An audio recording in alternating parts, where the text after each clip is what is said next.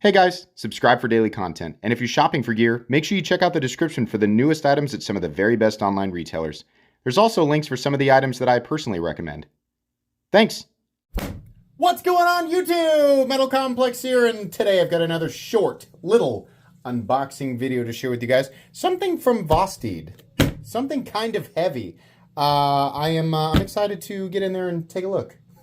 Thanks so much to Vosteed for sending this in. Thanks to my patrons for supporting me. And please make sure to follow me on Instagram at metal_complex. As per usual, if it's something I can link, Vosteed's been sending me stuff a little early. So every now and then it's kind of hard to find exactly what they released. But I will try to provide a link for it down in the description. It does help my channel when you use those links. But that's entirely up to you. I'm trying to get this out of here without ripping the external packaging apart, and I'm losing patience with it. Okay, there we go. Minor wound on the box, but here we go. The aluminum Vosteed box, which could contain anything of any tier. Not huge. Okay, what do we got here? What is this called? Is this like a G Mascus? There's a little bit of just like dust on there. What is going on here? Is this a button-operated liner lock, it looks like?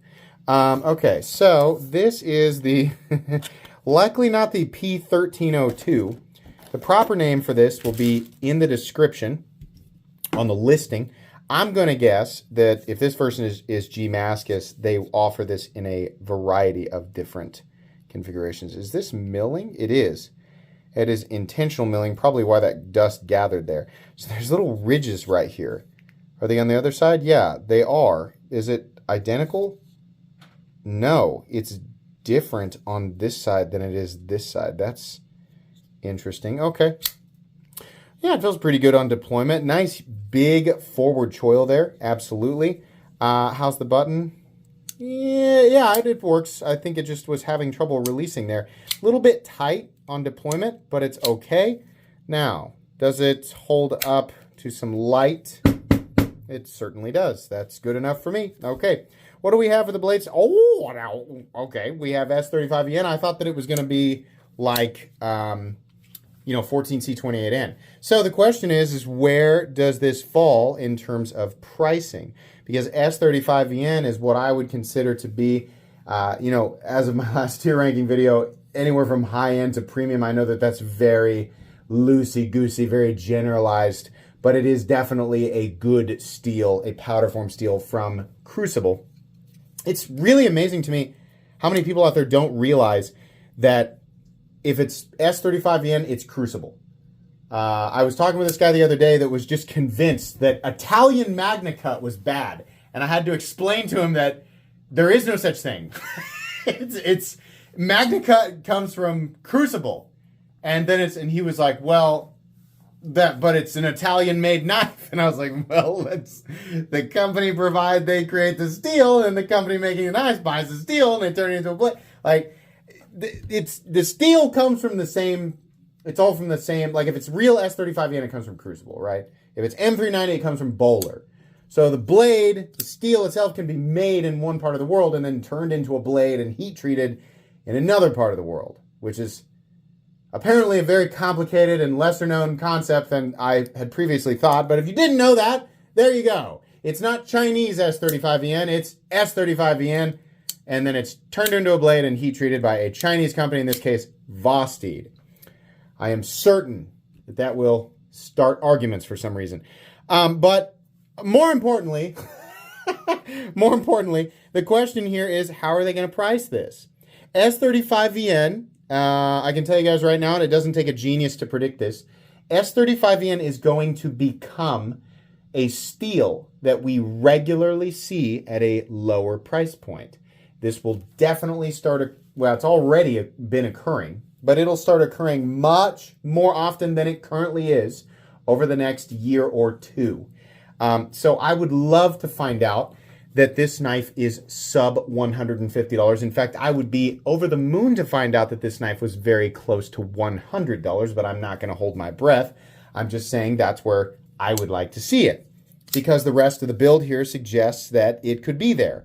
We don't have anything incredibly special. G Mascus is cool, but it's not like an exotic material. It's just layered G10, and it looks like a topographical map, right? Or varicose veins on an alien. Sorry.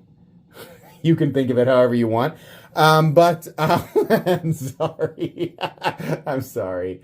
The liner lock, the button-operated liner lock is very cool, and I prefer these systems massively. If you're new, plunge locks are fine, but they, I would say they have a higher slip rate than liner locks. And liner locks, right, a lot of people say, if you don't get the geometry of that, I mean, this is true. If you don't get the geometry of any lock correct, it's going to slip. But the nature of a plunge lock, in my experience, right, just a guy who handles a lot of knives on the internet, it seems like the failure rate is higher or just potentially higher because of the type of geometry required to lock that system out.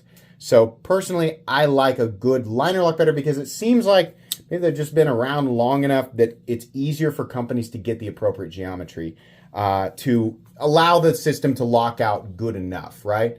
I understand that it's never going to be as strong as a cold steel triad lock. Thank you. I don't know why people keep trying to tell me this. I'm aware of the cold steel triad lock. That's common knowledge, right?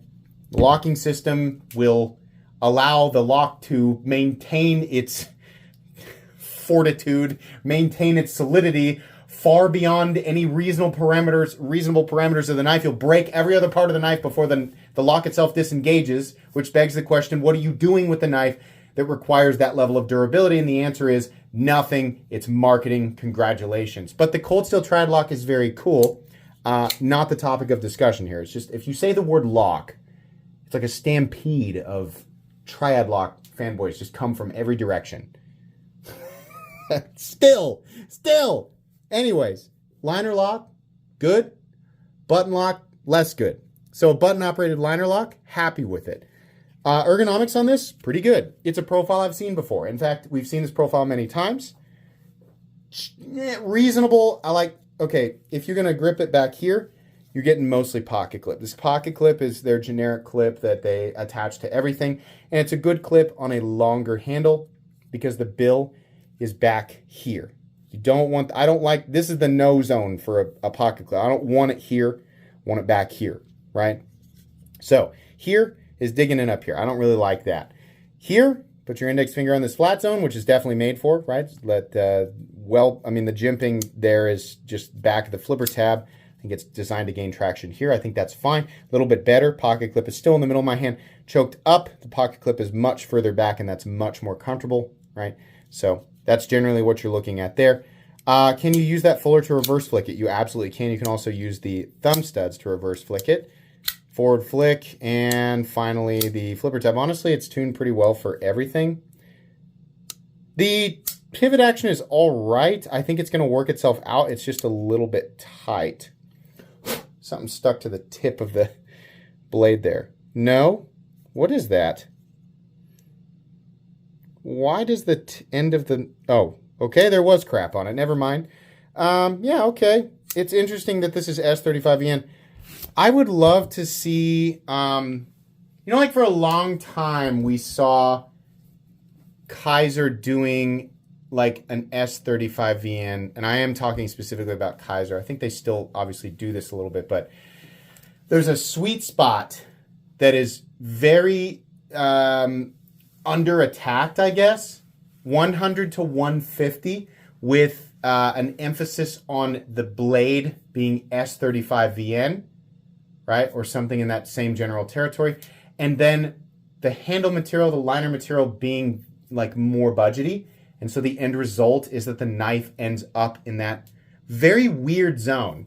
If you've been watching my content or other knife content creators for a long time, you'll know that the 100 to 150 zone is kind of the Bermuda Triangle of the knife world. And I say that because there's a lot of great stuff that has just disappeared. Like, it just never became anything. It's like, wow, great price, gone. Right? Never to be celebrated. I mean, at least like if you consider the budget territory and the 200 plus territory where there's a lot of knives celebrated, like highly celebrated for years and years and years in both categories. But for some reason, there's a weird spot between 100 and 150 where we don't see that as much. We do see it, but not nearly as much.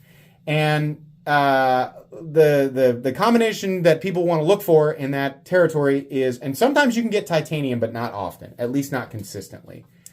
The combination of materials we like to see are micarta, carbon fiber, G10, right? Not so much injection mold plastic.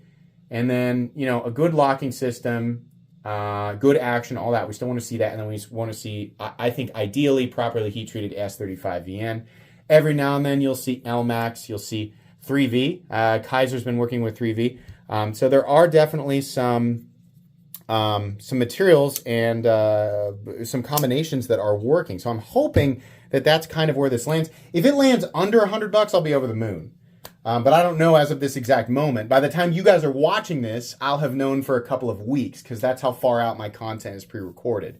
So all you have to do is just, if you want to see, just go look in the description. The pricing will be there. This is not a review. This is just an unboxing and first impressions. I will do a full comprehensive review here in a few weeks. Probably take me a bit. It might take me 3 weeks to get to this one just because of the number of knives I have here. But this will be linked. Very cool.